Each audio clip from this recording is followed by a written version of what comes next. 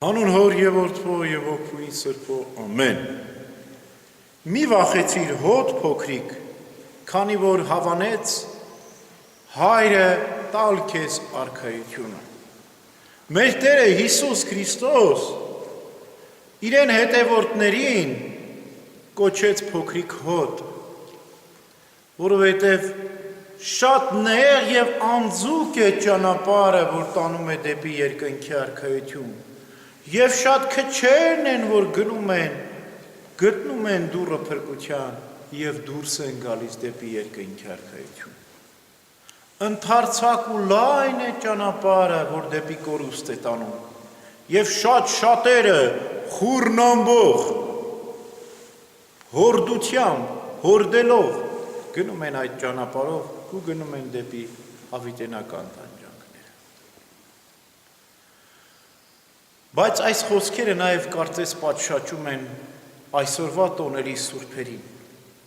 Սուրբ Սահակ Պարթևին և Սուրբ Մեսրոպ Մաշտոցին, որոնք կոչվում են նաև թարգմանիչ հայրեր։ Այդ փոքրիկ հոտը, որին հավանեց Տերը տալ արքայությունը,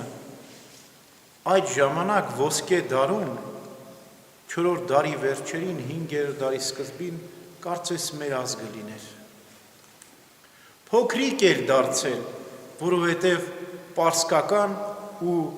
բյուզանդական կայսրությունները կիսեցին մեր թագավորությունը։ 387 թվականին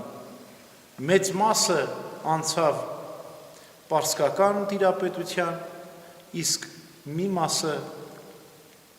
բյուզանդական տիրապետության։ Եվ ճիշտ նույն թվականին Հայաստանի առաջին բաժանման տարում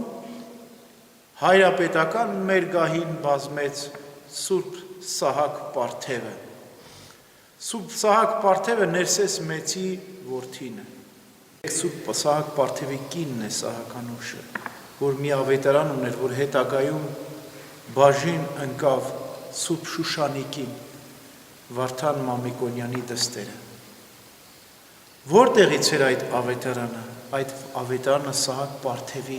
թարգմանածն էր։ Հաճեց մեր Տերը հայրը տալու արքայությունը փոքրիկ հոտին, արքայությունը դա Սուրբ Գիրքն է, ավետարանն է, որտեղ Սուրբ Սահակ Պարթևը, Մեսրոպ Մաշտոցը երկնեցին հոգևոր երկունքով ու ծնեցին Սուրբ Գիրքը։ Այդ ժամանակ թագավոր էր Վռամ Շապուհը, խաղաղասեր, բարեպաշտ, իմաստուն առաքինի մի արքա, որ կարողացավ ապահովել որոշակի խաղաղություն հայոց երկրում, պարսկական տիրապետության տակ, և սկսեց ծաղկել։ Սուրբ Սահակ Պարթևը գործակցեց Վռամ Շապուհի հետ, հայոց գիրը, գրականությունը սկսեց ծաղկել։ Սուրբ Գիրքը պետք է թարգմանվեր հայերեն, բայց դեռևս հայոց գիր չկար։ Աստվածաշունչը թարգմանվում էին ասորերեն կամ հունարեն։ Սահակ Պարթևի և Մեսրոպ Մաշտոցի աշակերտությունն էր այդ ամբողջ քարոզչությունը կազմակերպում։ Սահակ Պարթևն ուներ 40 աշակերտ, Մեսրոպ Մաշտոցն ուներ 60 աշակերտ, 100 հոգանոց աշակերտների մի խումբ էր սա, որ առաջնահերթ աղոթքով էին իրենց օրերն անցկացնում, ճգնակյացներ էին, վանականներ, աղոթասերներ, առանձնանում էին ժայռերում, լեռներում, ծերպերում, աղոթում էին, Աստվածային Սուրբ Հոգու շնորհներ էին լցնում, գալիս էին Սուրբ Գիրքը թարգմանում էին, ասորերենից հայերեն, բայց բանավոր դեռևս, հայերեն գիր չկար, և ամենուրեք ավետարանն էին քարոզում։ Եվ այնքան դժվարությունների ու այնքան արգելքների էին հանդիպում, որ Սուրբ Մեսրոպ Մաշտոցը որոշեց հայոց գրերը ստեղծել։ Ամեն տեղ, ամենուրեք փնտրեց հայ լեզվի նշանագրեր, բայց չգտավ։ Գնաց Եդեսիա, Ռուփանոս գրագրին տեսավ եւ չգտավ որևէ նշանագրերի խումբ, որ համապատասխաներ հայոց ճոխ, ճկուն ու գեղեցիկ լեզվին։ Եվ հասկացավ, որ այս գործը մարդկային չէ, այլ աստվածային է։ Առանձնացավ լեռներում, ծերպերում, աղոթքով Տիրոջից խնդրեց, որ Տերը իրեն հայտնի հայոց գրերը, որպեսզի կարողանան Աստվածաշունչը հայերեն խոսեցնել։ Եվ Աստված, որ իր երկյուղածների կամքը աղոթքները լսում է, լսեց Սուրբ Մեսրոպ Մաշտոցի աղոթքները։ Տվեց հայոց այբուբենը արարիչ բովանդակ գոյությանց, որ արարիչով սկսում է, Քրիստոսով վերջանում, որ 36 զորավոր հաղթող մարդիկներ են, որ պայքարում են ընդդեմ խավարի, ընդդեմ անգիտության և սրբում են Աստված գիտության լույսը։ Այս տարերն են, որ դարձան հայոց մտքի և սրտի լույս, որտև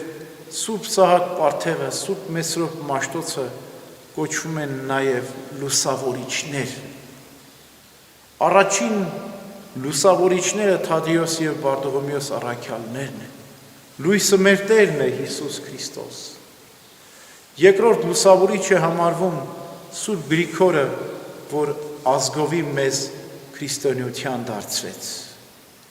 Իսկ Սուրբ գրքի լուսավորիչներ եղան Սուրբ Սահակ Պարթևն ու Մեսրոպ Մաշտոցը, որ թարգմանեցին Սուրբ Գիրքը և Աստծո խոսքը հայերեն խոսեցին, մենք սկսեցինք հայրաբարբար ելևեջներով ու խոսքերով փառաբանել Քրիստոսին, փառաբանել Սուրբ Երրորդությունը, Հորը, Որդուն և Սուրբ Հոգուն։ Եվ այնքան ուրախալի էր, այնքան սքանչելի էր այս գյուտը, որ մի նոր զարթոնք եղավ։ 100 տարի ընդմիջումից հետո, որտև 301 թվականին Սուրբ Գրիգոր Լուսավորչի ազգովի դարձի գալուց հետո, կարծես մի պահ սառնություն էր տիրում հայոց հողի վրա, կարծես մի պահ նահանջ էր նկատվում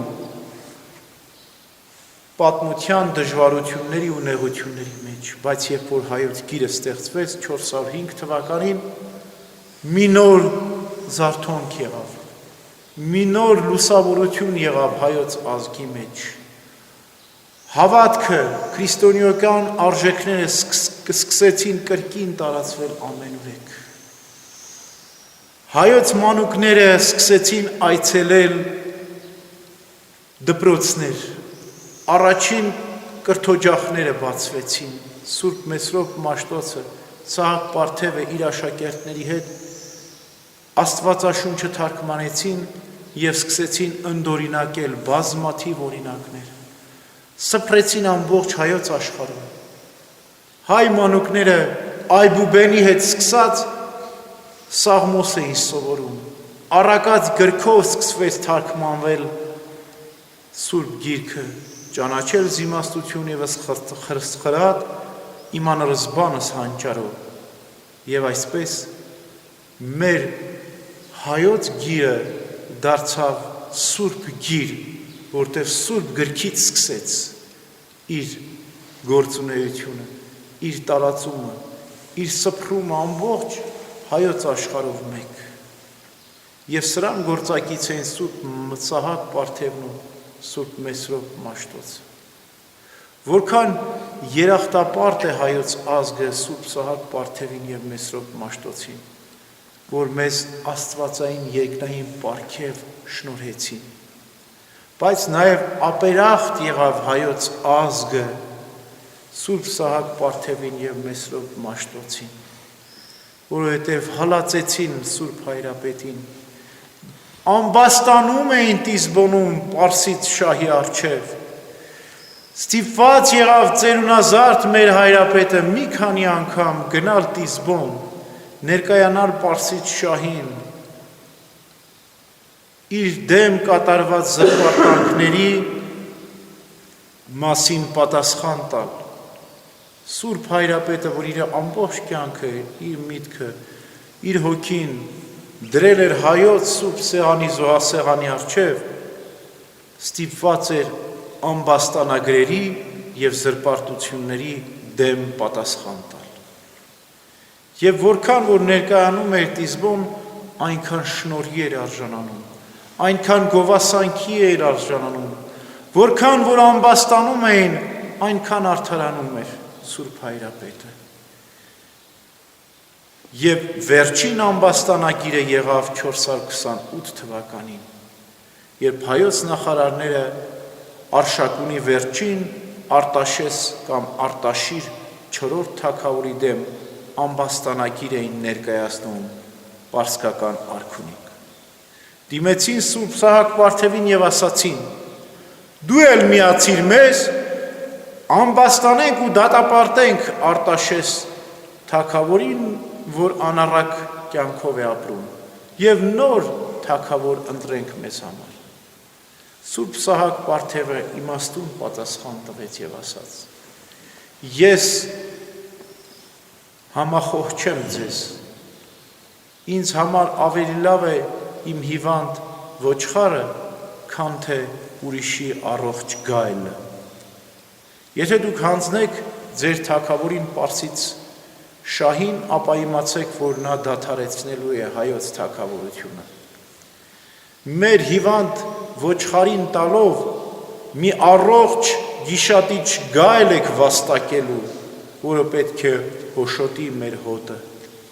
չպետք է խնայի որևէ մեկին»։ Բայց չնսեցին հայոց նախարարները, մատնեցին Արտաշես 4-րդ թագավորին և ճիշտ այնպես եղավ, ինչպես ասել էր Սուրբ Սահակ Վարդևը։ Դադարեց հայոց թագավորությունը, նշանակվեց պարսիկ մարսպան, որ պետք է ղեկավարեր ու կառավարեր հայոց երկիրը։ Սուրբ Սահակ Վարդևը գահանկեց եղավ, մի փոքրիկ ժամանակ հայոց հայրապետական գահին բազմեցին Ասորի եպիսկոպոսներ, որոնք զբաղված էին միայն թալանով և ավերով։ Բայց Սուրբ Սահակ Վարդևը անգամ գահանկեց եղած խնամք էր տանում հայոց հոտին։ Սուրբ Մեսրոպ Մաշտոցի հետ միասին շրջում են հայկական գավառները, քաջալերում էին, սրտապնդում էին, ավետարանն էին քարոզում, թարգմանված Աստվածաշունչն էին բաշխում ամենուրեք և նոր ընկալյալ բնագիր ձեռք բերեցին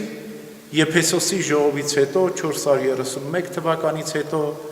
և նոր թարգմանություն կատարեցին 435 թվականին, որը հետագայում կոչվեց Թագուհի թարգմանությանց, թարգմանությունների Թագուհի կոչվեց, որ կատարեցին երկրորդ հունարեն բնագրից, համեմատելով ասորերենի հետ։ Ծերունազարդ Հայրապետը 90 տարեկան հասակում 439 թվականին իր մահկանացուն կնքեց,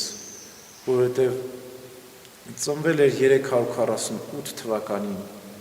և 439 թվականին վախճանվեց, իր Սուրբ Հոգին առ Աստված ավանդեց և ինչպես վարքագիրն է ասում, Սուրբ Սահակ Վարդևը մահացավ իր ծննդյան օրը և այս մահը Սուրբ Գրիգոր Տաթևացին կոչում է արդար մահ, Սուրբ Աստվածածինը ևս